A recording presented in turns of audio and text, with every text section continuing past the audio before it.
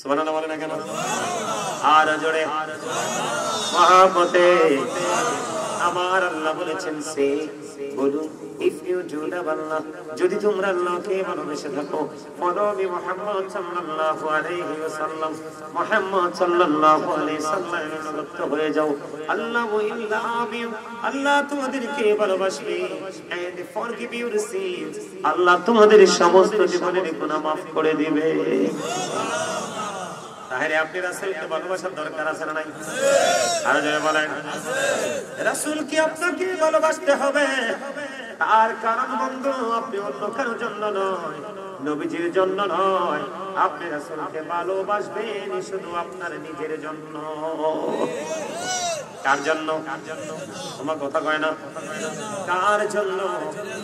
প্রাণের রাসূলের জন্য আপনি নবীকে ভালোবাসবেন, আপনার জন্য প্রাণের রাসূলকে ভালোবাসবেন, কারণ নবীর প্রেম নাই তো ঈমান নাই, নবীর নাই তো কি নাই, এই জন্য আপনাদেরকে নবী ভালোবাসতে হবে, প্রাণের রাসূলকে।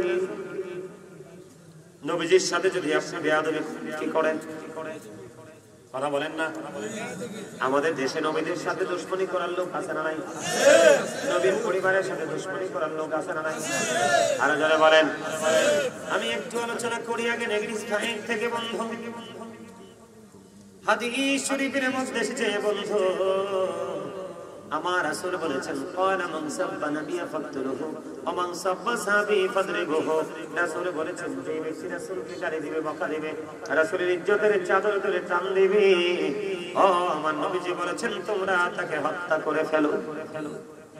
ওয়া মান সাব্বা সাহাবী ফাদরিবুহু, সাহাবায়ে কেরামকে যারা গালি দিবে, সাহাবায়ে কেরামের ইজ্জতের চাদর ধরে যারা টান দিবে, তোমরা ওই সমস্ত মানুষগুলোকে কি করো, ওই সমস্ত মানুষগুলোকে প্রহার করো, বান্দা পিটাও। কারণ নবীর প্রেম নাই তো ঈমান নাই, নবীকে তুমি না পাইলে আল্লাহ পাইবা না। সারা জীবন নামাজ পড়বা, রোজা করবা, হজ করবা, যাকাত করবা, মদিনাওয়ালাকে যদি কষ্ট দাও আমার আল্লাহ নিজে কষ্ট পায়।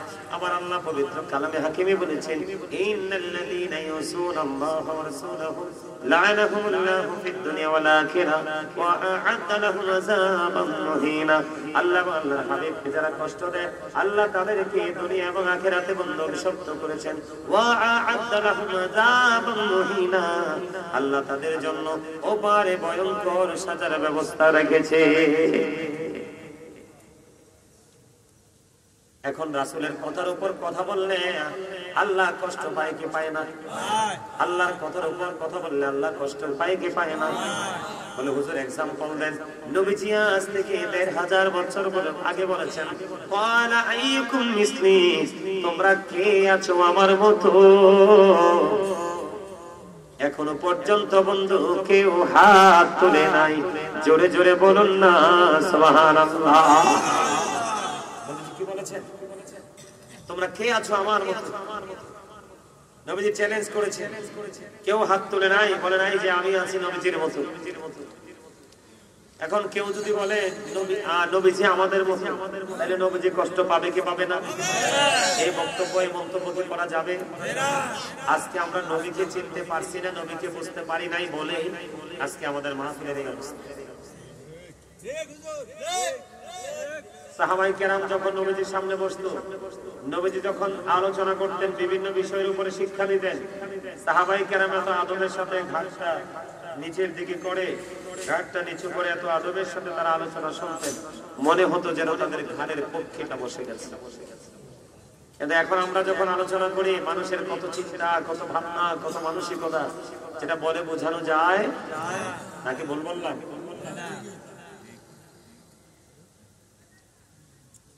আল্লাহ এবং আল্লাহর হাবিবকে কষ্ট দেওয়ার কারণে ওমর রাদিয়াল্লাহু তাআলা আনহু তার বাবার দেহ থেকে বন্ধু কল্লাটা ফেলে দিয়েছে। জানেন নি এটা? একদিন আমার নবী বিচার করলো, বিচার করার পরে বিচারের রায় বন্ধ চলে গেল কার পক্ষে? একজন বেঈমানের পক্ষে। বেঈমানের পক্ষে যখন রায় চলে গেল রে, রায়টা চলে যাওয়ার পরে একজন মুসলমান আরেকজন বেঈমান, ফয়সালা হলো বেঈমানের পক্ষে। এবার মুনাফিক মার্কা মুসলমান মানতে চায় না, কোন নবীর বিচার আমি মানি না, আর একজন বিচারক আছে আমি তার কাছে বিচার চাইব। চলে গেলেন হযরত ওমরের কাছে। ওমরের কাছে যাইতে দেরি ওই বেঈমান ডেকে ডেকে বলে, ওমর তোমাদের নবী বিচার করার পরে আর অন্য কারো বিচার করার কি সুযোগ আছে রে ওমর? এবার হযরত ওমর একটা ডাক দিয়ে বলল, আমার রাসূল বিচার করেছে। কয় কই তোমরা দাঁড়াও দাঁড়াও।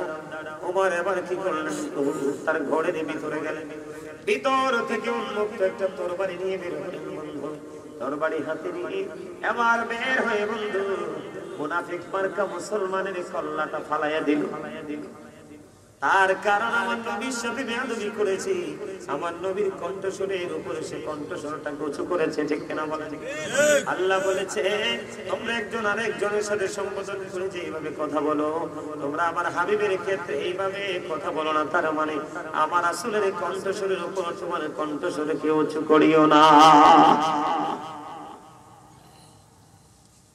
এবার হযরত ওমর যখন এই বেঈমান মুনাফিক মার্কা মুসলমানের কল্লাটা ফেলে দিল, ওমর বলতেছে, রে মুনাফিক তুমি মুসলমান কিন্তু মুনাফিক মার্কা মুসলমান, এই দুনিয়ার বুকে তোমার বেঁচে থাকার কোনো অধিকার নাই। আমার নবী ফয়সালা দিয়েছে, আমার রাসূলের ফয়সালা তুমি মানতে পারো না, পৃথিবীতে থাকার কোনো অধিকার নাই। সাথে সাথে তারা দেহ থেকে কল্লাটা নামিয়ে দিল। জোরে জোরে বলুন না সুবহানাল্লাহ।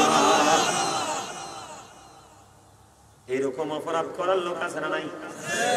নবীজিকে আমাদের মতো মনে করার লোক আছে না নাই? আরো জোরে বলে। নবীজিকে বিভিন্ন ইস্যুতে নবীজিকে ইজ্জতে আঘাত করা হয়, নবীজিকে ছোট করা হয়। আপনারা জানেন কি জানেন না? আমার রাসূল বলেছে বন্ধু, হাদিস শরীফের মধ্যে এসেছে, বুখারী শরীফের মধ্যে, আপনার আমার প্রাণের রাসূল বলে দিয়েছেন কাব ইবনে আশরাফকে হত্যা করার মতো কে আছো? কারণ সে আল্লাহ এবং আল্লাহর রাসূলকে কষ্ট দিয়েছে। নাউজুবিল্লাহ বলেন না কেন? এবার মুহাম্মদ ইবনে মাসলামা দাঁড়িয়ে গেলেন, এবার বললেন ইয়া রাসূলুল্লাহ আমি পারব, কারণ আল্লাহ এবং আল্লাহর রাসূলকে কষ্ট দেওয়ার কারণে সেই দুনিয়ায় বেঁচে থাকার অধিকার বন্ধু হারিয়ে ফেলেছি। এবার মুহাম্মদ ইবনে মাসলামা আমার নবীর সাথে বেয়াদবি করার কারণে তখন কি করলেন, কাব ইবনে আশরাফকে হত্যা করে ফেললো। হত্যা করার পরে প্রাণের নবীর কাছে তিনি খবরটা জানিয়ে দিল। জোরে জোরে বলেন না আলহামদুলিল্লাহ। আপনারা খুশি হন নাই?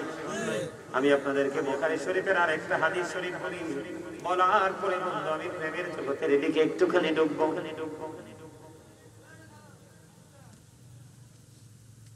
আমার নবী একদিন দেখে রেখে বললেন, আবু রাফি নামক ইহুদিকে হত্যা করার মতো কে আছো? এবার কি বললেন, আব্দুল্লাহ ইবনে আতিক তিনি ওই আবু রাফি নামক ইহুদিকে হত্যা করার দায়িত্ব নিলেন।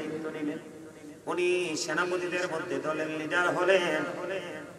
সকল সেনাদের মধ্যে আব্দুল্লাহ ইবনে আতিক বন্ধু কি করলেন, লিডার হলেন। আবু রাফি নামক ইহুদি বসবাস করত বন্ধু হিজাজ ভূমিতে, কোন ভূমিতে? আমার রাসূলের অর্ডার পেয়ে হিজাজের দিকে রওনা হয়ে গেল। হিজাজের দিকে যাইতে বন্ধু হিজাজ ভূমির দিকে যাইতে সন্ধ্যা হয়ে গেল, সূর্য ওই হিজাজের আকাশ থেকে বন্ধু লুকিয়ে গেল। আব্দুল্লাহ ইবনে আতিক কি করলেন, তিনি চলে গেলেন খোঁজ করতে আবু রাফি নামক ইহুদির বাড়ি চলে গেলেন। কিন্তু সন্ধ্যা হয়ে গেল, কেমন করে তাকে চিনতে পারবো? এই করতে বন্ধু তিনি চিনে তিনি চলে গেলেন আবু রাফি নামক ইহুদির বাড়িতে। কিন্তু উনি তো ঘরের মধ্যে মানুষের ভিড়ে ঘুমিয়ে আছে, তার মানে সন্তানদের মাঝে ঘুমিয়ে আছে। কিন্তু তিনি তো আমার নবীর ইজ্জতে আঘাত করত, এবং কেউ যদি আমার নবীর ইজ্জতে আঘাত করে কথা বলতো তাকে সাপোর্ট দিত। ও নাউজুবিল্লাহ বলে না কেন? আরো জোরে। আপনাদের কাছে কি ভালো লাগতেছে না? এই কথাগুলো জানা দরকার তো। কারণ কয়দিন আগে দেখছেন না একটা রাসূলকে কাউবয় বইছে, মামা কথা কয় না, আপনারা শুনেন নাই? আরে শুনেন নাই? নবীরে কাউবয় কইছে কিনা? আমার নবী কি গরু চড়াইছে? আমার আল্লাহ না সূরা বাকারাতে বলছে লা তাকুলু রাঈনা, তোমরা আমার রাসূলকে কি বলো না রাখাল বলে দেখো না। আল্লাহ না করছে, তুমি কোন সাহসে রাখাল বললা? তাহলে আমার নবীর ইজ্জতে আঘাত হইছে নি? আরো যারা বলেন না হইছে কিনা? এইরকম ভাবে কয়দিন আগে আরেকটা আমদানি করছে, আপনারা দেখেন নাই যে আমার নবী নাকি 40 বছর পরে কি হইছে? নবী হইছে। এর আগে নাকি নবী ছিলেন না। আরো যারা কন্যা নাউজুবিল্লাহ।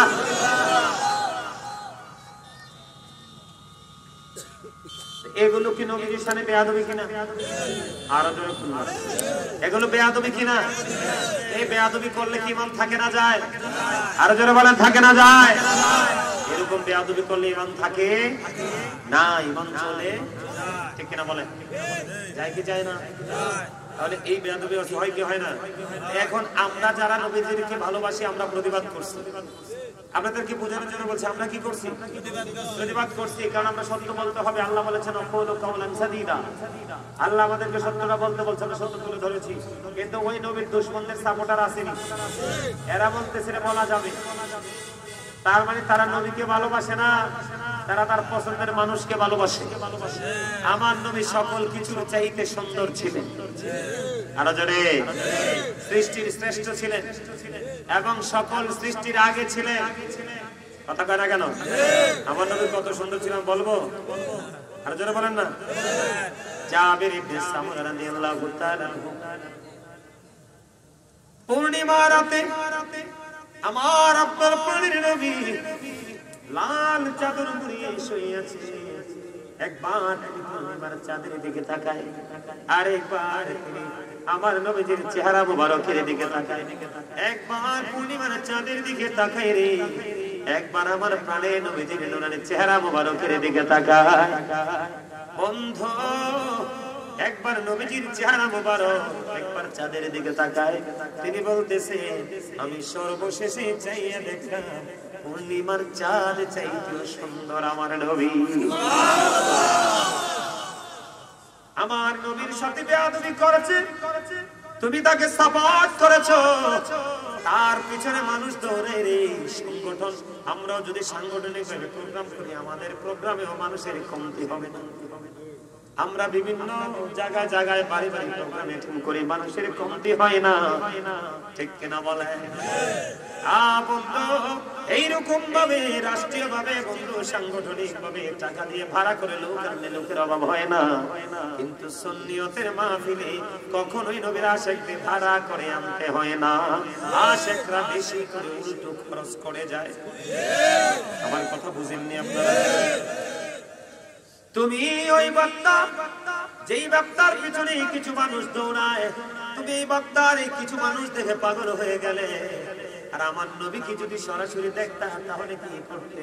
কারণ না দেখার পরে বিশ্বাস যেটা করা, এটার নামই হলো ঈমান। দেখা লাইলে হয় প্রমাণ।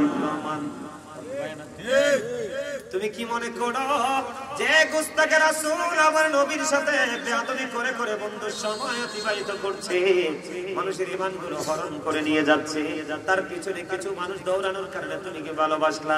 তোমার কাছে তাকে বেশি সম্মানী মনে হয়?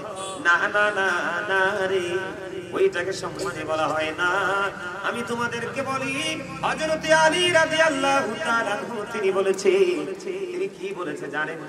হযরত আলী বলেছে আমি মক্কায় আমার নবীর সঙ্গে সফরে বের হয়েছিলাম। আমি বের হওয়ার পরে আমি নিজের কানে শুনেছি ওই যে পায়ের নিচে পিষ্ট হয় পাথরগুলো, ডাইনে বামে যে গাছপালা তরুলতাগুলো আছে, ওগুলো পর্যন্ত আমার নবীকে সালাম দিয়েছে। আর তোমার বক্তা হাঁটতে চাইলে দেখবা ছেলেরা কোন সালামও দেয় না, আর আমার নবীকে পাথর গাছপালা পর্যন্ত সালাম দিয়েছে। তাহলে মর্যাদা কার বেশি হয়? আর ধরে বলেন না। ওই রকম বন্ধ ওই জামানায় যেমন ছিল ওই জামানায় আছে রে। নবীর দুশমনদেরকে সাপোর্ট দেওয়ার মতো লোক আমি আপনাদেরকে বলি, নবীকে জবান দ্বারা, কথার দ্বারা, অন্তর দ্বারা, ও বন্ধু মনে মনে সমর্থন করা দ্বারা যে কোনো না কোনো ভাবে নবীকে যে অপমান কথা বলে তাকে সাপোর্ট দেয়, সে সঙ্গে সঙ্গে মুসলমান থেকে খারিজ হয়ে যায়, সে কুফরি করে, তার ঈমান থাকে না। আমার নবীজি অর্ডার দিল, আব্দুল ইবনে আতিক চলে গেলেন হিজাজে। ওই আবু রাফি নামক ইহুদি নবীজিকে কেউ ছোট করে বললে তাকে সাপোর্ট দিয়ে উৎসাহিত করত। আমার নবীজি বললেন, বেয়াদবকে কে আছো রে, হত্যা করতে পারবা, এটাকে দুনিয়া থেকে উঠিয়ে দিতে হবে।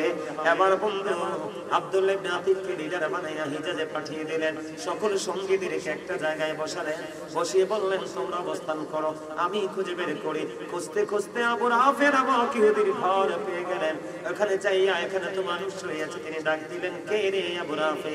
এবার আবু রাফি একটু উত্তর দিয়ে বললেন, কে রে আমাকে ডাকছে? এই উত্তর দিকে দেরি, সারা মিলতে দেরি, আব্দুল ইবনে আতিক উন্মুক্ত তরবারি দিয়ে সঙ্গে সঙ্গে ওই নবীর দুশমনকে হত্যা করে আমার নবীর কাছে মেসেজটা জানিয়ে দিয়েছে। আমি আপনারা মানুষ এমনি নাই, আর সুবহানাল্লাহ কোন অসুস্থ মানুষের মতো। আপনাদের আমি বুঝতে পারছি আপনাদের পছন্দের বক্তা আছে, আমাকে পছন্দ না হইলো আপনার কথাগুলো তো আর আমার না। কথাগুলো কার? এগুলো যা বলতেছি হাদিস শরীফ, আমার বানানো কথা না। বানায় কথা বলার ইখতিয়ার আমাদের নাই। যারা নবীর দুশমন তারা পারে দুনিয়ার লোভে যা ইচ্ছা তা করতে পারে। কথা বলে না কেন? আরো কয়দিন আগে দেখছিলাম এক মোল্লা, এই মোল্লার পিছনে দুনিয়ার মানুষ দৌড়ায়। মানুষ কি এত গর্দভ হয় কেমনে? আরে মানুষ এত স্টুপিড কিভাবে হয় আমি এটাই বুঝতে পারি না। মোল্লাই কয় ইমাম হাসান হুসাইনের শহীদের পিছনে বলে ইয়াজিদের হাত নাই, তো হাতরা আছে কার? নাউজুবিল্লাহ বলবেন না আপনারা? আরে খবিস তো দেখছি, এরকম খবিস তো আমি দেখি নাই। ওই খবিস আবার হেলিকপ্টারে চড়ে ওয়াজ করে। আপনারা বলেন ইমাম হুসাইন কি যদি শহীদ ইয়াজিদ বা ইয়াজিদের হাত না থাকে তাহলে হাতটা আছে কার? আমার কথা আপনারা বুঝতে পারছেন?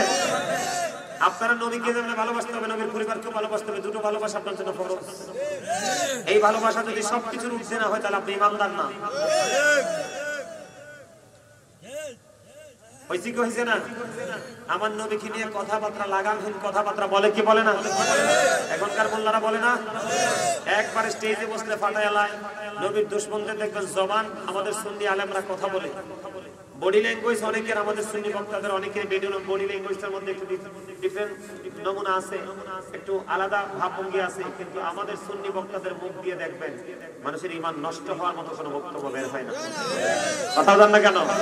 কারণ তাদের ছিল রাসূল প্রেম আছে, তাদেরকে কন্ট্রোলিং করে স্বয়ং আল্লাহ। কারণ মুসলমানের ৭৩ দল হইবে, ৭২ দল যাবে জাহান্নামে, মাত্র একটা দল যাবে জান্নাতে। এই দলের নাম হলো আহলে সুন্নাত ওয়াল জামাত।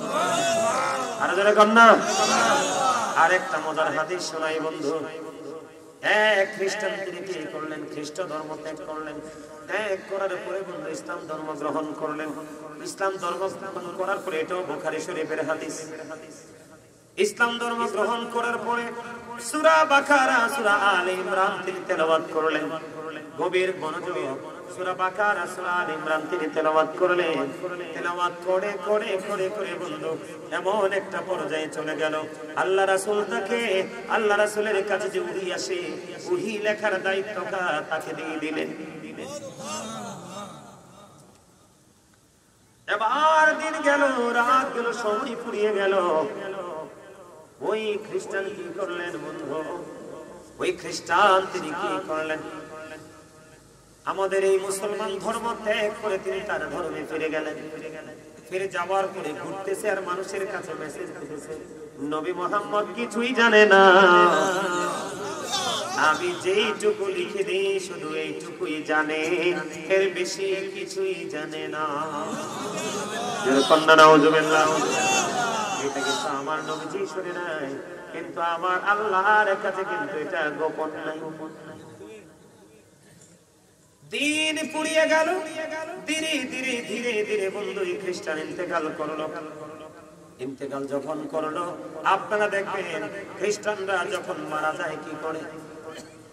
খ্রিস্টানরা যখন মারা যায় আপনারা দেখবেন তাদেরকে কফিন বন্দি করে কবরে দাফন করা হয়। আপনারা এখনো পর্যন্ত ব্রিটিশ রানী দ্বিতীয় এলিজাবেথ, ব্রিটিশ রানী দ্বিতীয় এলিজাবেথের জানাজা নয়, তার দাফন, আপনারা তার দাফনের নমুনা দেখবেন। সবচেয়ে দামি কফিন বক্সে করে তাকে কবরে দাফন করেছে। ঠিক তেমনি ভাবে এই খ্রিস্টানকে কবরে দাফন করা হলো। কবরে দাফন করার পরে বন্ধু কি হলো, কবরে যখন দাফন করা হলো, দাফন করার পরে দিন চলে গেল। পরের দিন সকালবেলা তারা আপন স্বজন আসলো দেখার জন্য। এবার আইসা দেখে ওই খ্রিস্টানের লাশটা মাটির বাইরে পড়ে আছে। আলহামদুলিল্লাহ বলেন না, কি হয়ে আছে? মাটির বাইরে পড়ে আছে। এবার তার আপন সঙ্গীরা বলতে লাগলেন, এটা এটা এটা আর কারো কাজ নয়, এটা নবী মুহাম্মদের কাজ ছাড়া আর কারো কাজ হতে পারে না। নাউজুবিল্লাহ বলেন না। আসলে নবী মুহাম্মদ তো তার খবরও জানে না, কারণ আমার রাসূলের এগুলো নিয়ে কোনো ইন্টারেস্ট নাই। আজকে কি করলেন, কবরটাকে আরো গভীর করে খনন করলেন। খনন করে বন্ধু তার লাশটাকে যখন কবরে রেখে গেলেন, রেখে যাওয়ার পরে পরের দিন আবার সকালবেলা যখন আসলো, আসার পরে আবার চাইয়া দেখে বন্ধু তার লাশটা আবারও মাটির বাইরে পড়ে আছে। আলহামদুলিল্লাহ বলেন না কেন? নবীর দুশমনের উপযুক্ত সাজা হচ্ছে কি হচ্ছে না? এবার কি করলেন? আজকেও তারা মনে মনে বলতেছে এটা পৃথিবীর কোন সাধারণ মানুষের কাজ নয়, এটা হলো নবী মুহাম্মদের কাজ। জোরে জোরে নাউজুবিল্লাহ। আর গভীর ভাবে কবরটাকে খনন করতে করতে করতে করতে বন্ধু এমন একটা অবস্থা করে ফেললো, খনন করতে করতে এমন এক পর্যায়ে চলে আসলো বন্ধু, আজকে আর বলে না যে এটা নবী মুহাম্মদের কাজ। কয় না না না, এটার মধ্যে অন্য কোন রহস্য আছে। এবার কি করলেন? ওই কবর থেকে বন্ধু লাশটাকে আজকে আর কবরে দাফন করে না, না করে লাশটা মাটির বাইরে ফেলে চলে যায়। আলহামদুলিল্লাহ কর না কর, আরো জোরে বলে। তাহলে কি হলো? নবীর সাথে দুশমনি করার পরে রিঅ্যাকশন নাকি? হাদিস শরীফ, বুখারী শরীফের হাদিস। এটাতে কি বোঝা যায়? নবীর সাথে কোনো দুশমনি করা যাবে না, কারণ সৃষ্টিকুলের ভুল হলো আপনার আমার প্রাণের রাসূল। কথা বলে না কেন? বুঝেন না এটা? সৃষ্টির শ্রেষ্ঠকে মুহাম্মদ রাসূলুল্লাহ সাল্লাল্লাহু আলাইহি ওয়াসাল্লাম। খবর ঠিক না ঠিক? আপনাদের কাছে ভালো লাগছে? আরে মিয়া, আপনারা আমার রাসূল সম্পর্কে হুজুরা পর্যন্ত কি চমৎকার বক্তব্য দিয়েছে। আমেরিকার গবেষক মাইকেল এইচ হার্ট এই বক্তব্য দিয়েছেন। বলবো, the 100 ranking of the most influential person in the history। আমেরিকার গবেষক মাইকেল এইচ হার্ট বলেছেন, এই পৃথিবীর বুকে যতগুলো নবী রাসূল এসেছে 100 জন তালিকা করেছে, এর মধ্যে ইনফ্লুয়েন্সাল দ্বারা সবচেয়ে প্রভাবশালী আখ্যায়িত করেছেন আপনার আমার প্রাণের রাসূলকে। ডক্টর আহমদ বিন বাগদাদি, যিনি মুসলিম ইউনিভার্সিটির লেকচারার ছিলেন, তিনি বলেছেন, of all the great religious personalities of all prophet, Muhammad রাসূলুল্লাহ সাল্লাল্লাহু আলাইহি ওয়াসাল্লাম was the most successful। পৃথিবীর বুকে যতগুলো নবী রাসূল এসেছে, সকল নবী রাসূলের মধ্যে রাজনীতি থেকে ইমামতি, ইমামতি থেকে রাজনীতি পর্যন্ত প্রত্যেকটা সেক্টরে আপনার আমার নবী মোস্ট সাকসেসফুল, সবচেয়ে বেশি সফল। আর জোরে আমি আপনাদেরকে আরো বোঝা দেই, নবীকে চিনতে পারলে আপনাদের ফিউচারটা ব্রাইটনেস করতে পারবেন। আল্লাহ রাব্বুল আলামিন কি বলেছে? আমি একটু আগে বলেছিলাম, he that love with not know with not God for God is love। যেজন প্রেম করে না সেজন আল্লাহকে জানে না, for God is love। আল্লাহই প্রেম, কিন্তু আল্লাহ সেই বক্তব্য গ্রহণ করে না। এটা ইহুদিদের বক্তব্য, কারণ এই বক্তব্যটা আল্লাহর কাছে পছন্দ হয়নি। আল্লাহ রাব্বুল আলামিন বলেছেন, সে বলুন, if you do love Allah, যদি তোমরা আল্লাহকে ভালোবেসে থাকো, follow me মুহাম্মদ সাল্লাল্লাহু আলাইহি ওয়াসাল্লাম, মুহাম্মদ সাল্লাল্লাহু আলাইহি সাল্লামের অনুগত হয়ে যাও, আল্লাহ will love you, আল্লাহ তোমাদেরকে ভালোবাসবে, and forgive your sins, আল্লাহ তোমাদের সমস্ত জীবনের গুনাহ মাফ করে দিবে। জোরে জোরে বলুন সুবহানাল্লাহ। এই কালিমার দিকে তাকিয়ে দেখেন, আমরা যে কালিমা পড়ি লা ইলাহা ইল্লাল্লাহ মুহাম্মাদুর রাসূলুল্লাহ সাল্লাল্লাহু আলাইহি সাল্লাম, কালিমার দিকে নজর দিয়ে দেখেন, লা ইলাহা ইল্লাল্লাহ, there is no god but Allah, সে আল্লাহ ব্যতীত কোনো উপাস্য নেই, কোনো ইলাহ নেই। মুহাম্মাদুর রাসূলুল্লাহ সাল্লাল্লাহু আলাইহি সাল্লাম ইজ দ্য মেসেঞ্জার অফ আল্লাহ। জোরে জোরে কন্না সুবহানাল্লাহ। নবীজির মর্যাদা বুঝতে হলে আপনাকে আরেকটু গভীরে যেতে হবে। Allah of the first pillar is the Lord of world, Rabbul Alamin. Muhammad Rasulullah sallallahu alaihi wasallam is the blessing for the world, rahmatan lil alamin. Jare subhan. আরে জোরে, খবর কি খারাপ লাগতেছে? আরে জোরে বলে। আপনাদের এখানে মাহফিলটা কততম? আজকের মাহফিলটা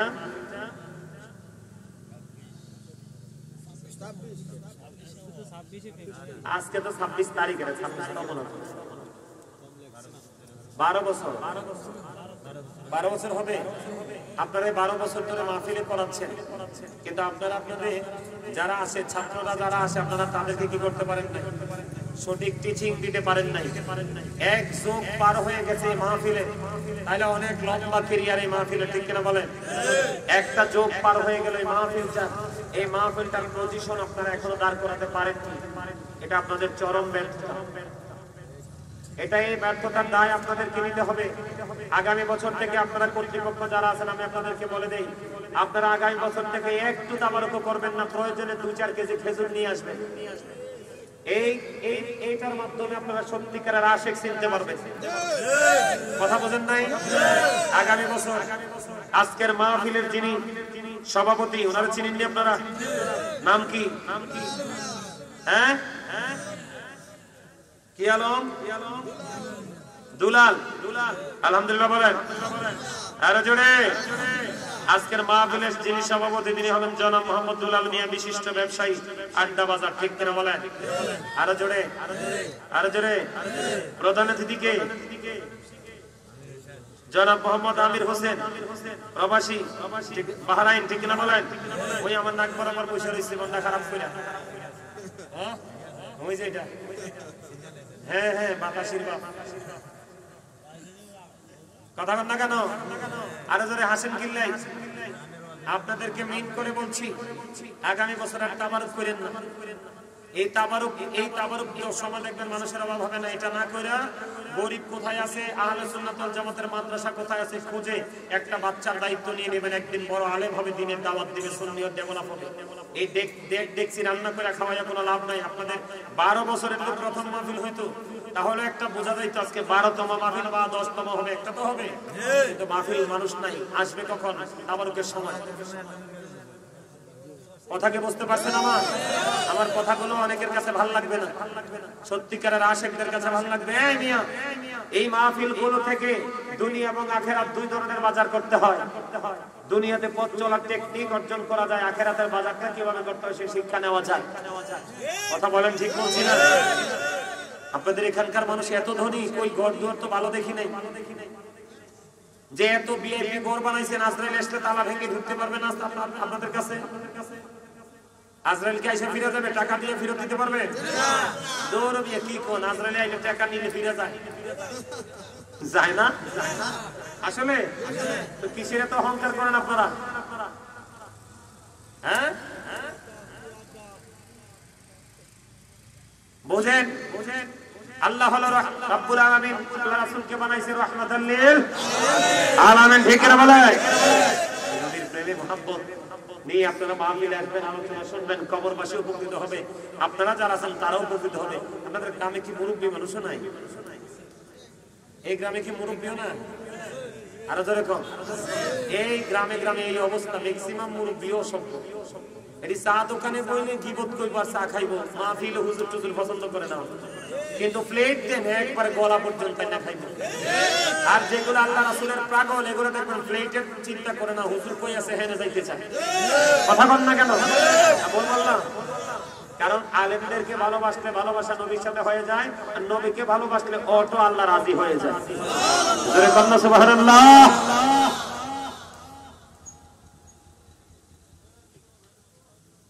আপনাদেরকে একটা एग्जांपल দেই। কালেমাটা যে পড়লাম, লা ইলাহা ইল্লাল্লাহ মুহাম্মাদুর, একদিকে তাওহীদ, আরেকদিকে রিসালাত, একদিকে আল্লাহ, আরেকদিকে আল্লাহর হাবিব, দুইটা